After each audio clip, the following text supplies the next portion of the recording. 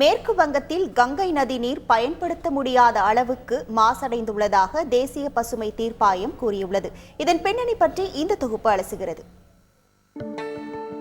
கங்கை நதி நீரில் ஏற்பட்டுள்ள மாசுபாடுகளின் அளவு பற்றியும் அதை குறைப்பதற்கான வழிமுறைகள் பற்றியும் டெல்லியில் உள்ள தேசிய பசுமை தீர்ப்பாயத்தில் வழக்கு விசாரணை நடைபெற்று வருகிறது.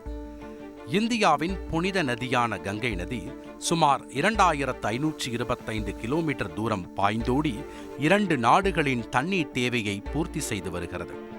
மிக நீளமான நதியான கங்கை உத்தரகாண்ட் மாநிலத்தின் இமயமலை பகுதியில் உருவாகி உத்தரப்பிரதேசம், பீகார், ஜார்க்கண்ட், மேற்கு வங்கம் வழியாக வங்கதேசத்திற்கு சென்று இறுதியாக கடலில் கலக்கிறது.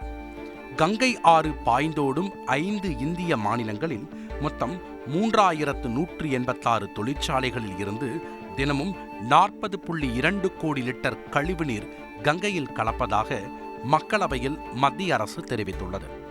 கங்கை நதிக்கரையில் உள்ள 105 நகரங்களில் இருந்து தினமும் 355.85 கோடி லிட்டர் நகராட்சி கழிவுநீர் நதியில் விடப்படுகிறது.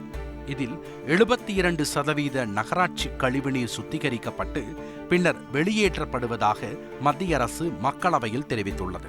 இந்நிலையில் மேற்கு வங்கத்தில் மட்டும் தினமும் 25.86 கோடி லிட்டர் அளவுக்கு நகராட்சி கழிவுநீர் சுத்திகரிக்கப்படாமல் கங்கையில் கலப்பதாக தேசிய பசுமை தீர்ப்பாயத்திற்கு அளிக்கப்பட்டுள்ள அறிக்கையில் கூறப்பட்டுள்ளது.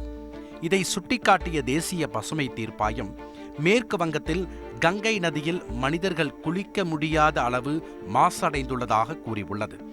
பல மாவட்டங்களில் ஒரு கழிவுநீர் சுத்திகரிப்பு நிலையம் கூட அமைக்கப்படவில்லை என்று கண்டனம் தெரிவித்துள்ள தேசிய பசுமை தீர்ப்பாயம் இவற்றை குறிப்பிட்ட காலக்கெடுவிற்குள் அமைக்க 9 மாவட்ட ஆட்சியர்கள் பிரமாண பத்திரம் தாக்கல் செய்ய வேண்டும் என்று உத்தரவிட்டுள்ளது.